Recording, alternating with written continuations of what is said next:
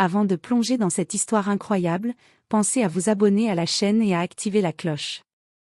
Ici, chaque récit a quelque chose à dire, et vous ne voudrez pas en manquer un seul. Dans le centre-ville de New York, la boutique de bijoux Éclat d'or brillait sous les lumières de la vitrine. Les montres scintillaient, les colliers étincelaient, et les bagues en diamant captivaient l'attention des passants.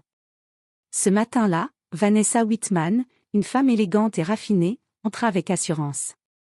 Elle était la femme de David Reynolds, un millionnaire influent dans le domaine de la technologie, mais elle préférait rester discrète sur sa richesse. Derrière le comptoir, Margaret Collins, la vendeuse, la regarda d'un œil méprisant dès que Vanessa s'approcha. Sans raison apparente, son attitude changea radicalement. Elle s'adressa à Vanessa d'un ton sec. « Je peux vous aider, madame, mais je dois vous prévenir, certains articles ici ne sont pas pour tout le monde. » Vanessa fronça les sourcils, surprise et blessée par cette remarque injustifiée. « Je ne comprends pas, je peux regarder, n'est-ce pas ?» demanda-t-elle calmement. Mais Margaret haussa les épaules et fit un geste sec vers la sortie. « Non, je crois que ce n'est pas une bonne idée. Vous feriez mieux de partir. » Les clients autour se tournèrent, choqués par la scène. Vanessa sentit la colère monter, mais surtout l'humiliation. Elle n'avait rien fait pour mériter cela, si ce n'est être noire. Alors qu'elle s'éloignait, la vendeuse appela la sécurité, la poussant presque vers la porte. Vanessa, calme mais déterminée, se promit de ne pas laisser cet affront impuni. Elle savait que ce que Margaret ignorait, c'est que son mari n'était pas n'importe qui, et que la justice pouvait prendre des formes inattendues.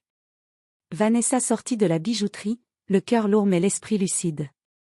Elle sentait le regard des passants sur elle, certains intrigués, d'autres indifférents. Dans sa voiture, elle respira profondément et composa le numéro de son mari, David Reynolds. « David, je viens de vivre quelque chose de terrible. » dit-elle, sa voix tremblante. « Quoi ?» demanda David, inquiet. « Une vendeuse ?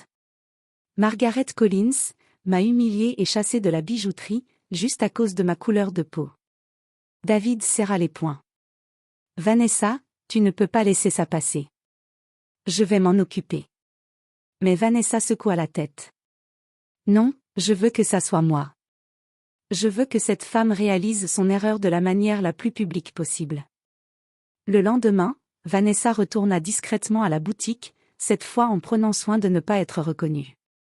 Elle observa Margaret derrière le comptoir, occupée à conseiller une cliente sur un collier en diamant. Vanessa sortit son téléphone et commença à filmer la scène, prête à documenter chaque mot de mépris ou geste discriminatoire. Margaret, de son côté, ne remarqua pas la caméra cachée. Elle continua à traiter les clients avec une condescendance visible, souriant à certains et jetant des regards désapprobateurs à d'autres. Chaque geste, chaque mot discriminatoire fut soigneusement enregistré par Vanessa. Quelques minutes plus tard, Vanessa quitta la boutique. Elle savait que ce qu'elle avait capturé allait faire l'effet d'une bombe. Elle avait prévu de partager la vidéo avec les médias et sur les réseaux sociaux, et David lui avait promis un soutien juridique immédiat. Cette nuit-là, Vanessa se sentit plus forte que jamais.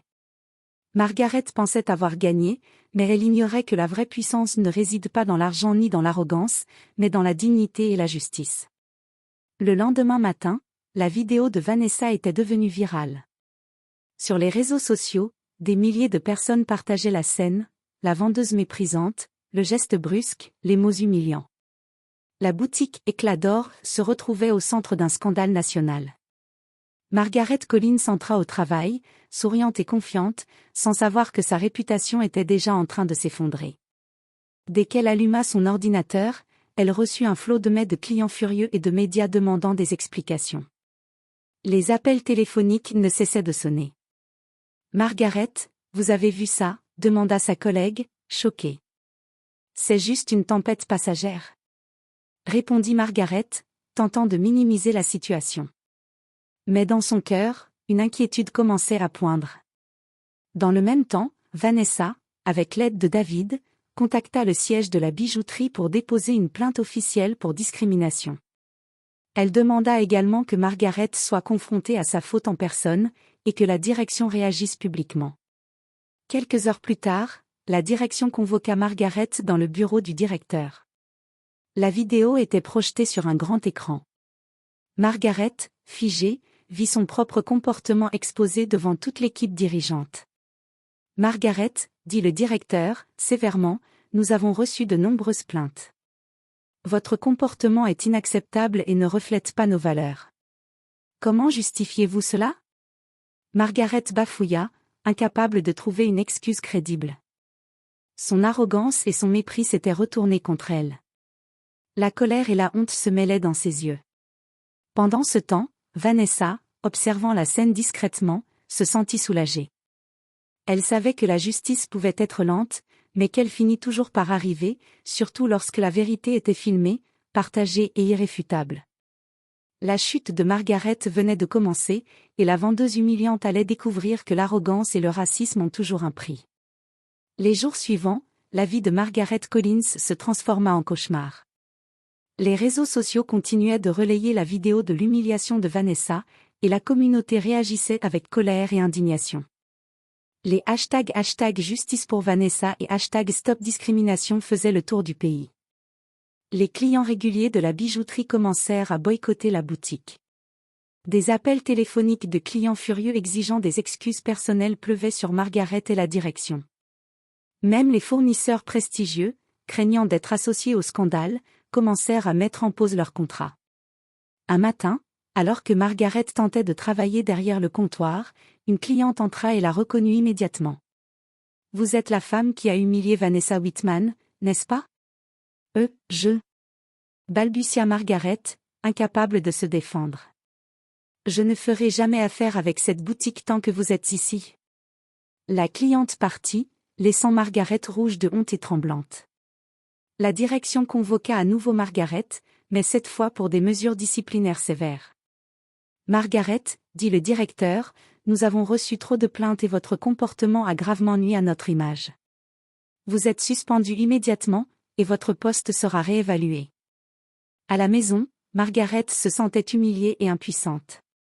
Ses amis et collègues, autrefois admiratifs de son arrogance, la regardaient désormais avec distance ou mépris. Elle réalisa, trop tard, que son comportement raciste et son arrogance avaient des conséquences bien plus lourdes qu'elle ne l'avait imaginé. Pendant ce temps, Vanessa recevait des messages de soutien de partout dans le pays. Son calme et sa dignité face à l'humiliation étaient devenus un exemple. Elle savait que la véritable victoire n'était pas dans l'humiliation de Margaret, mais dans le fait qu'elle avait choisi de rester digne et de défendre ses droits avec intelligence et courage. Le scandale atteignait maintenant les médias nationaux, et l'histoire de Vanessa et Margaret devenait un symbole contre la discrimination et le racisme au quotidien. Margaret allait devoir affronter non seulement ses supérieurs, mais aussi l'opinion publique, et rien ne serait plus jamais comme avant. Margaret Collins se réveillait chaque matin avec un sentiment de terreur. Son téléphone ne cessait de sonner, les messages et emails pleins de critiques ne la laissaient jamais tranquille. Même ses collègues, autrefois admiratifs, évitaient son regard. L'isolement social commençait à peser lourdement sur elle. Les médias avaient désormais contacté Vanessa pour un témoignage officiel. Dans une interview calme et posée, Vanessa expliqua son expérience, dénonçant la discrimination et l'humiliation qu'elle avait subies. Sa dignité et son ton mesuré firent sensation. La vidéo originale de la bijouterie fut diffusée sur les chaînes nationales, suscitant indignation et soutien massif envers Vanessa. Margaret, de son côté, tentait désespérément de sauver son image. Elle écrivit une lettre d'excuse à Vanessa, maladroite et pleine de phrases creuses. « Je suis désolée si vous vous êtes sentie blessée, je ne voulais pas. » Mais Vanessa ne répondit pas immédiatement. Elle savait que la vraie leçon ne venait pas d'excuses vides, mais de la prise de conscience publique de Margaret. La pression continua à monter. Les clients boycottant la boutique entraînèrent une chute drastique des ventes. Des influenceurs locaux et nationaux dénoncèrent l'incident, et la direction se vit obligée de reconnaître publiquement la faute de Margaret. La vendeuse humiliante devint un symbole d'avertissement contre le racisme dans le commerce. Un soir, Margaret se retrouva seule chez elle, parcourant les commentaires virulents sur les réseaux sociaux. Elle se rendit compte que, malgré toutes ses tentatives de justification, sa réputation était irrémédiablement ternie. La peur, La honte et le regret s'emparaient d'elle. Pour la première fois, elle comprit que la dignité et le respect ne pouvaient pas être achetés ni ignorés. Vanessa, de son côté, suivait la situation avec une satisfaction tranquille. Elle savait que son calme et sa détermination avaient porté leurs fruits. Mais elle décida de ne pas humilier Margaret publiquement davantage. Sa victoire n'était pas dans la vengeance, mais dans la justice et l'exemplarité. Quelques semaines après l'incident, la boutique Éclat d'Or avait subi des pertes massives et Margaret Collins était encore en congé forcé, attendant la décision finale de la direction. Elle passait ses journées à réfléchir à ses erreurs, consciente que sa carrière et sa réputation étaient sérieusement compromises. Un matin, la direction annonça une conférence de presse pour présenter officiellement leurs excuses à Vanessa Whitman et pour annoncer de nouvelles mesures contre toute forme de discrimination dans leurs magasins. Vanessa fut invitée à y assister, mais elle décida de rester silencieuse, laissant les faits parler pour elle. Lors de la conférence, le directeur déclara : « Nous reconnaissons notre responsabilité dans l'incident impliquant Madame Whitman. Margaret Collins ne représentait pas nos valeurs et des mesures ont été prises pour garantir que cela ne se reproduise jamais. » Margaret, présente dans la salle, sentit la vérité la frapper de plein fouet. Ses collègues et le public la regardaient avec désapprobation. Les mots du directeur et les regards autour d'elle ne laissaient aucune échappatoire. Elle comprit que l'arrogance et le racisme avaient un prix qu'elle devait maintenant payer. Après la conférence, Vanessa s'approcha calmement de Margaret. Elle lui parla d'un ton posé mais ferme. « Je ne veux pas de rancune.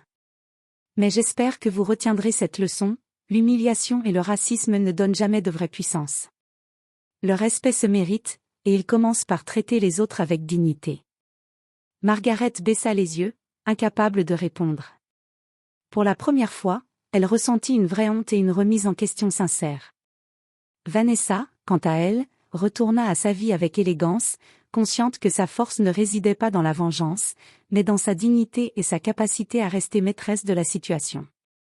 Quelques mois plus tard, Vanessa reçut un message de gratitude d'une jeune femme qui avait vu la vidéo et qui, inspirée, avait trouvé le courage de dénoncer la discrimination qu'elle subissait au travail.